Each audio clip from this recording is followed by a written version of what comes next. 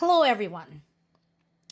New York Times has had a spotty history of credibility lately. But I thought this particular piece was rather amusing. This is talking about the early days of war back in 2022. So, what is so fascinating about this? It's that apparently, after Ukraine destroyed Russian warship Moskva, there was some disappointment among the US government. And my question is, do y'all remember why that warship was there to begin with? Because it's not like, harmless little Russian boat accidentally drifted into Ukrainian waters. You cannot have it this way.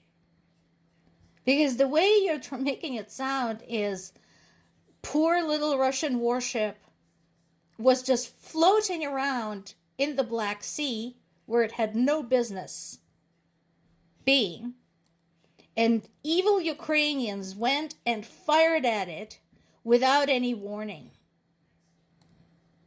You'll know this is bullshit.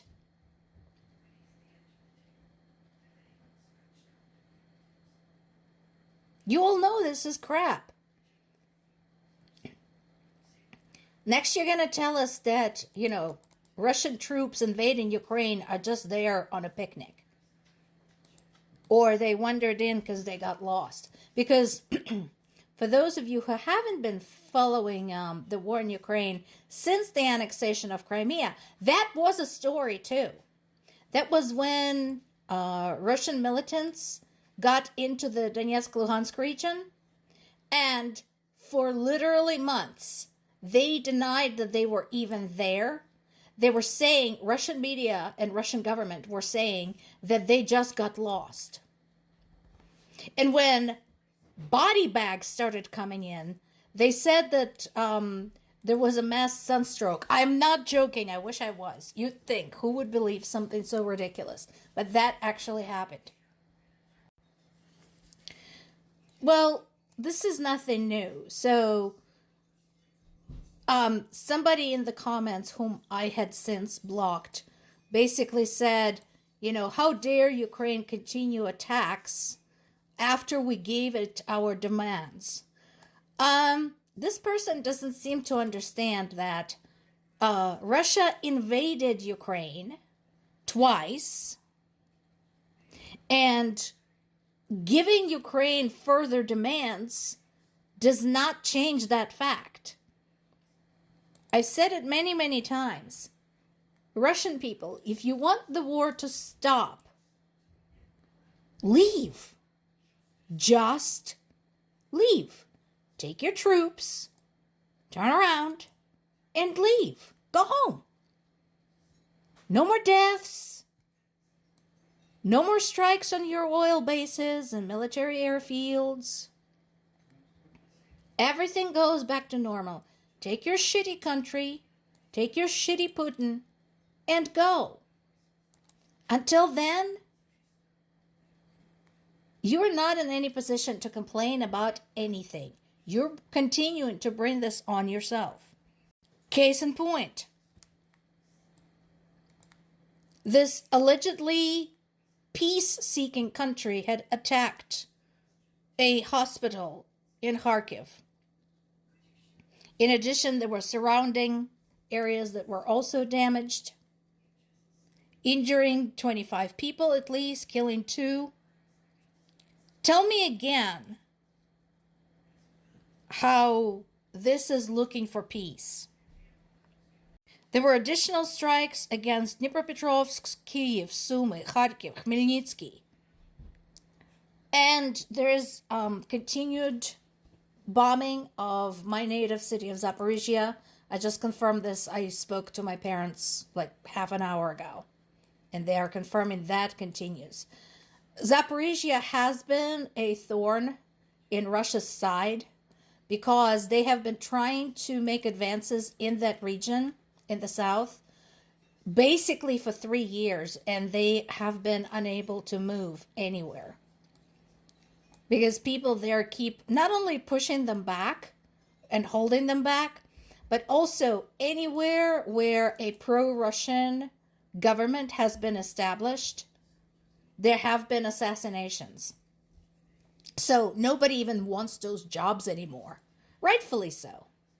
Because basically, taking a pro-Russian job in Zaporizhia region in the occupied part is like putting a target on your head. You might as well paint a bullseye on your back. So, of course, they're going to viciously attack people of Zaporizhia who are refusing to yield. And then there is this. This says everything you need to know. Thank you, Kyiv Independent. That answers all your questions and addresses any doubts you may have had. You really can't. You cannot trust Russia. Which is why Ukraine continues with its conversations with European allies, whom they can still trust, to determine what they can do by way of a peacekeeping force. All you need to know about Russia and its neighbors is Russia's history with its neighbors. The Princedom of Moscovia, when it separated from Ukrainian state, was a tiny little postage stamp scrap of land. It didn't become the size it is today by self-defense, which is what they're claiming. What they did was basically invade. Invade, invade, invade, oppress, abuse, invade. And the regions they have invaded over time completely lost their identity, their language, their culture. Those regions that refuse to submit, like Poland, like Finland, like the Baltics, like Ukraine, were savagely punished, living through decades, centuries of oppression. So no, Russia cannot be trusted. And Ukraine is doing the right thing by working with other powers, since US had sold out to Putin, basically. This is a brilliant statement. Russia is filibustering. They're absolutely filibustering. That's exactly right. Spot on. They're absolutely dragging time. They're looking to regroup. They're looking for chinks in the armor. They're looking what else, what advantage they can gain from this. That's all they're doing. I don't understand why people in the United States don't get it, because the rest of the world sure has the right idea. As of right now, obviously, the situation both in the US and in Ukraine is far from optimal. We're facing basically a full-on descent into authoritarianism and fascism. We have people disappearing off the streets. In Ukraine, people continue to fight for their existence. I'm glad Ukraine, at least, is getting some help from elsewhere. Last week, a historically significant event had occurred when the new Prime Minister of Canada declared that US was no longer a reliable ally. I can't blame him for 1 second for saying that, because it's true.